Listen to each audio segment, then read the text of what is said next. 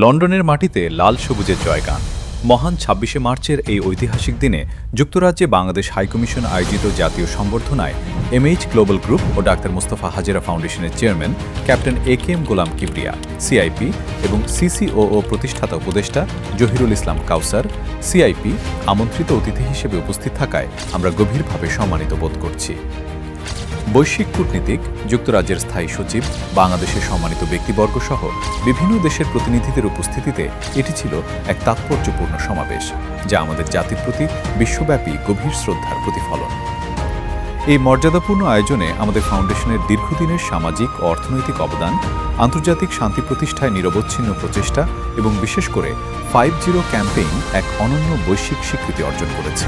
অনুষ্ঠানে উপস্থিত বিভিন্ন দেশের সম্মানিত ব্যক্তিবর্গ ও কূটনীতিকদের সঙ্গে আমাদের চেয়ারম্যান ও সিসিও সৌজন্য সাক্ষাৎ করেন, যেখানে আলোচনার কেন্দ্রবিন্দু ছিল একটি যৌথ দর্শন: যুক্তরাজ্যের সাথে কৌশলগত সহযোগিতার মাধ্যমে বাংলাদেশের উন্নয়ন, শিক্ষা ব্যবস্থার অগ্রগতি এবং বৈশ্বিক অংশীদারদের সক্রিয় অংশগ্রহণ নিশ্চিত করা।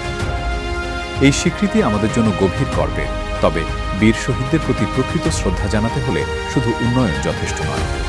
আমাদের সম্মিলিতভাবে কাজ করতে হবে একটি দেশ গড়ার জন্য, যা প্রতিষ্ঠিত হবে সততা, ন্যায় বিচার, সমতা এবং মানবিক মূল্যবোধের ওপর।